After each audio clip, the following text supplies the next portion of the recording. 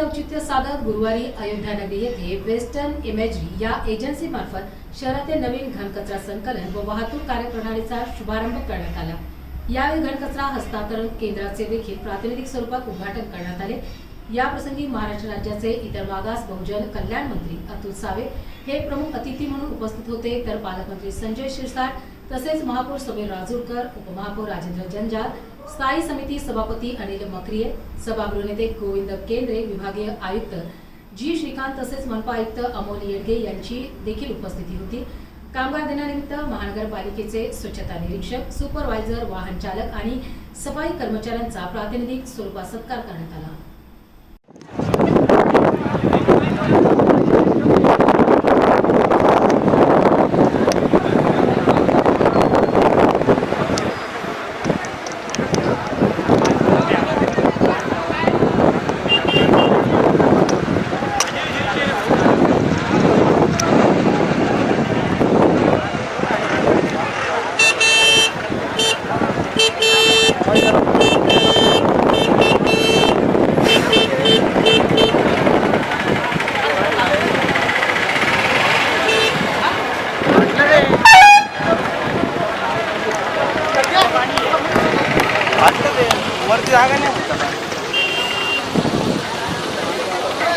आनंद होतोय की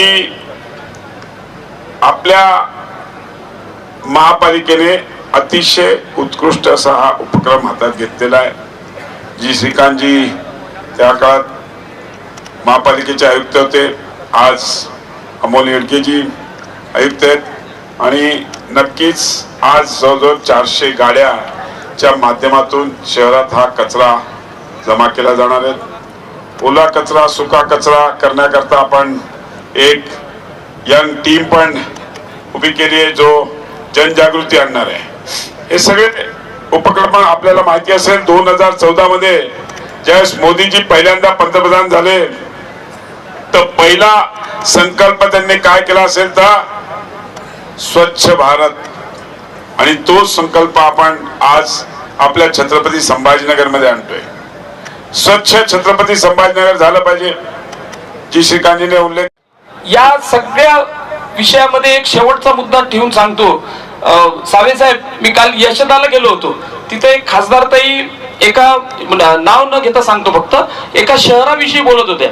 त्या म्हणले आमच्या शहरात सुद्धा कचरा कुठेतरी पडलेला असतो, आमच्याकडे पण खड्डे असतात, पण बाहेरच्या माणसांनी आम्हाला जेव्हा विचारलं तुमच्या शहरात कसं आहे तर आम्ही त्या शहरावर प्रेम करतो म्हणून आम्ही म्हणतो नाही आमच्या शहरात सगळं चांगलं आहे। इतकी पॉझिटिव्हिटी आपल्याला निर्माण करावं लागणार आहे आपल्या सगळ्यांमध्ये की किमान बाहेरून येणाऱ्या पर्यटकांना, आपल्या नातेवाईकांना सांगितलं पाहिजे आपण की आपलं शहर आता चांगलं झालंय, आपलं शहर आता पुढे चाललंय आणि छत्रपती संभाजीनगर आता थांबणार नाही। एवढं बोलून मी माझ्या वाणीला विराम देतो। जय हिंद। मी देतोय मग मी कॉर्पोरेशनला आता तुम्ही पाहिली असेल फायर ब्रिगेडची गाडी दिली आपण, एवढी 36 मीटर पर्यंत ती शिडी तिथे जाते। त्या दिवशी उद्घाटनाच्या दिवशी मी पाहिलं की खरं अर्थानं आपण या महानगरपालिकेला चांगलं काहीतरी देऊ शकू।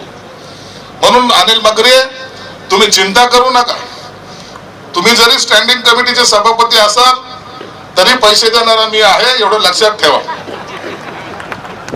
तुम्हाला अतुल सावेने आज मार्गदर्शक म्हणलं याच्यामधलं गुपित मला कळालं। अतुल सावे कुणाला चांगलं म्हणून मार्गदर्शक म्हणून हे पहिल्यांदा मी या स्टेजवर पाहिलं। तुझ्यातला जे गुण आहे तो आम्हालाही शिकव, म्हणजे आम्ही पण त्या मार्गाने चालू।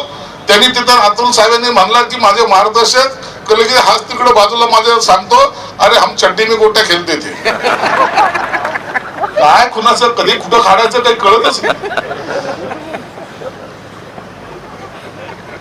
परंतु ह्या कॉर्पोरेशन मध्ये जे जे नगरसेवक आता सर्व निवडून आलेले त्यांना सुद्धा सांगेल चांगलं काम करा, काही फरक पडत नाही। कोणाचा विरोध असेल म्हणून तुम्ही काम थांबवत असाल तर तुमचं आयुष्यामध्ये तुमची भरभराट होणार नाही।